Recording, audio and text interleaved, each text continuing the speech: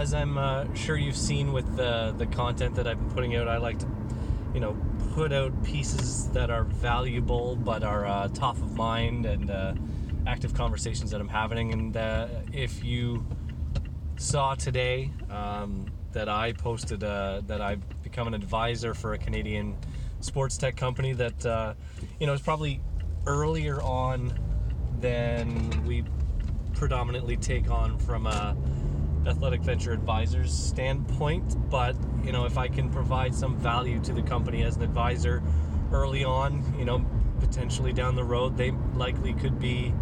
a client of ours, whether it's on the fundraising side of things, business development. I can certainly help them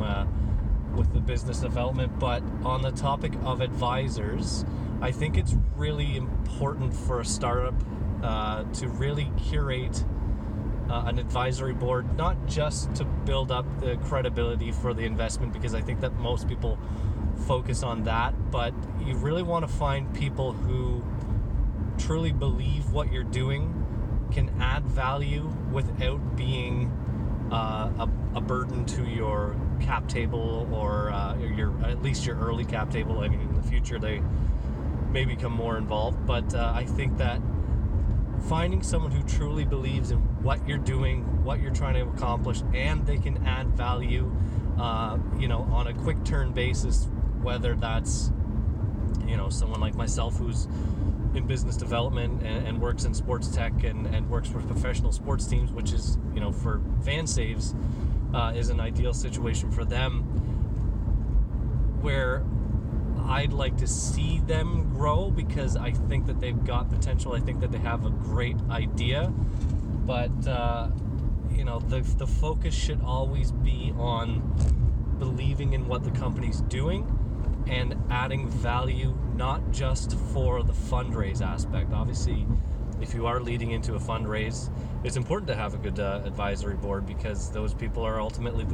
could turn into your actual board of directors, or as people who could be seen as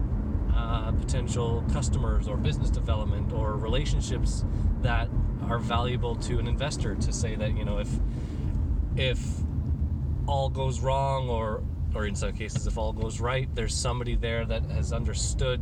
the process from the beginning, has potentially seen this happen before. So don't just look for the biggest names. Namesakes can go a long way in terms of maybe landing the deal, but you want to find people who get it now, they get it in the long term, and they can themselves provide value. Just because it's what we do, business development is something that is an easy value add for someone. Maybe they're not on your staff, but maybe they can pick up the phone and make an introduction to close a deal that you likely couldn't pull off on your own. And that's ultimately where we focus in terms of our business development structure, is landing large deals and large opportunities that maybe an early stage company doesn't have within their network. So for me, I guess I would say that it's an investment, a slightly less or more risky than taking them on as a client. But if you see potential, and if you ever come across companies that you think have potential and you can provide value to, maybe there's potential to become an advisor as well. So make sure when you're building your advisory team that primary focus is that they believe you can pull this off, and that they believe and understand the company, but also make sure that they can provide some value beyond just a namesake.